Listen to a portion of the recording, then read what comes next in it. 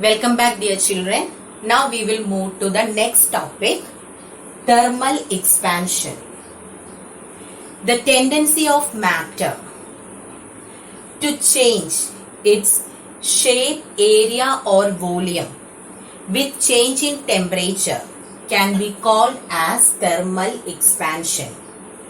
So, by increasing the temperature, normally the shape, area or volume of an object changes. Okay, so that change can be called as thermal expansion. Normally, all the substances expands on heating and contracts on cooling. So, here in the case of thermal expansion, that is by applying heat, a substance expands. Okay, it can be increased in its length, area or volume. So anyway, by applying temperature, there will be a tendency to change its shape, area or volume, and that can be considered as thermal expansion. Now the rate of expansion is minimum in solids and maximum in gases. Why? In solids, the molecules are so tightly packed, isn't it? So rate of expansion will be less. But when you are considering gases, the molecules are free to move apart. So here the expansion will be more. Now, today we will be considering about thermal expansion in solids. Solids will undergo three different types of expansion: linear expansion, superficial expansion and cubical or volume expansion. These are the three different types of expansion shown by both solids. Okay. Now, when you are considering solids, about the dimensions of solid, we are having length, breadth and height, isn't it? So when we speak about the dimensions of a solid, we are having length, breadth and height. Now, by applying heat, if only one dimension changes, we will call it as linear expansion. By applying heat, either length, breadth or height of a solid changes, we will call it as linear expansion. Okay. And if two dimensions, any two of these dimensions change by applying heat, we will call it as superficial expansion. If two of these dimensions change means what is that? One means just length, breadth or height. If two dimensions change means what is length into breadth? That will be area. So change in area by applying heat can be called as superficial expansion. Now, if the expansion is in all the three dimensions, if the change takes place in length, breadth and height, we will call it as cubical or volume expansion. If all the three dimensions change, what is that? That will be the volume. Okay.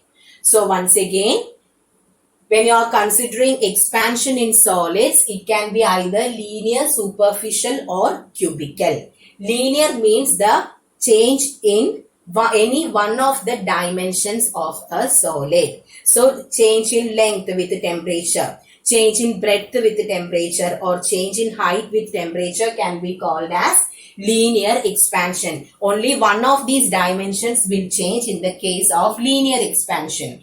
When you consider superficial expansion, any two of these dimensions will change. Any two changes means actually change in area with temperature is called superficial expansion.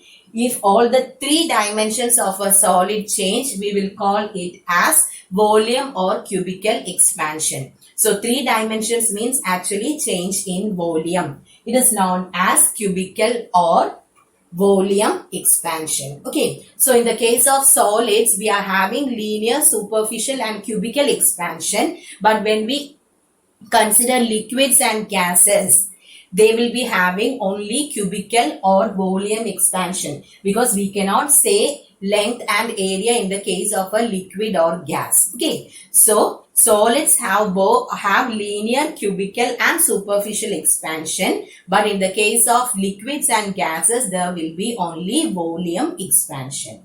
Clear? Now, we will be moving in detail about the expansions shown by solids. First, we will be considering about linear expansion. So, linear expansion means the change in length of a solid by applying heat, isn't it? That is called linear expansion. In order to measure linear expansion, we are giving a constant. Okay, this is known as alpha. Coefficient of linear expansion. This is known as coefficient of linear expansion. So this is used in order to measure the expansion shown linearly. Okay, so this coefficient of linear expansion alpha is given by the equation delta L by L into delta T. So listen, here I am considering a solid body. This is its actual length. So I am representing the actual length as L. Now I am applying a heat. At first the temperature was T. Now I increased the temperature. So the new temperature will be, first let it be T1. After that I increased the temperature. So the new temperature is T2. So a change came in temperature and let that change be delta T. Okay. Delta T is the change in temperature. So when the temperature is increased, what happens? The length increased. So that new change in length is represented by delta L. So L is the original length. Delta L is the change in length and delta T is the change in temperature. Then coefficient of linear expansion is defined as the change in length per original length per unit rise in temperature. Okay. So once again, linear expansion means increase in length of a body by applying heat. So in order to measure linear expansion, we are using a constant.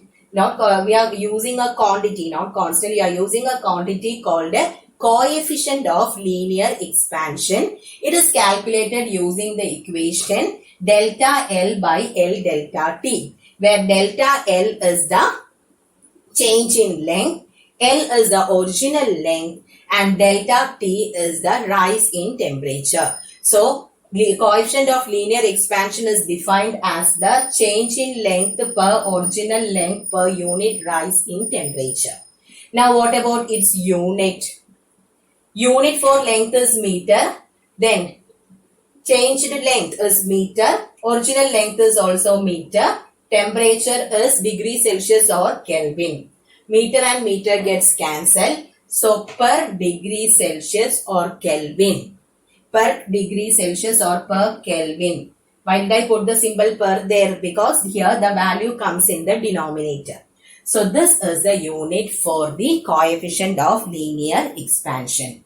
Similarly, we can write the equations for superficial and cubical expansions also. If it is superficial, what did I say? It is the change in area with increase in temperature. Superficial expansion is given by the letter beta. Coefficient of superficial expansion is given by the letter beta. So beta is equal to, superficial expansion means we are discussing about area. So change in area by original area into rise in temperature. Okay. So same pattern, same equation, only the quantity change. Linear means it will be length. Superficial means it is area. So superficial expansion means it is the change in area of a solid by applying heat. Now coefficient of superficial expansion is given by the letter beta. It is the change in area by original area into rise in temperature. Here also, when you consider the units for area gets cancelled because one is in numerator and the other is in denominator. So only unit for temperature will be there. So per degree Celsius or per Kelvin will be the unit. Now which is the next one? Next is cubical or volume expansion. It is represented by the letter gamma. And I told you cubical or volume means here we will consider the expansion volume wise, isn't it? By applying heat, if the volume of a body changes, we will call it as cubical or volume expansion. So the coefficient of cubical expansion is given by the term gamma. And what should I write here? Here we are considering volume. So delta V by V into delta T. That is, coefficient of volume expansion is the increase in volume or change in volume by original volume per unit rise in temperature. Here also units for volume gets cancelled and our unit will be per degree Celsius or per Kelvin. Okay. So is it clear?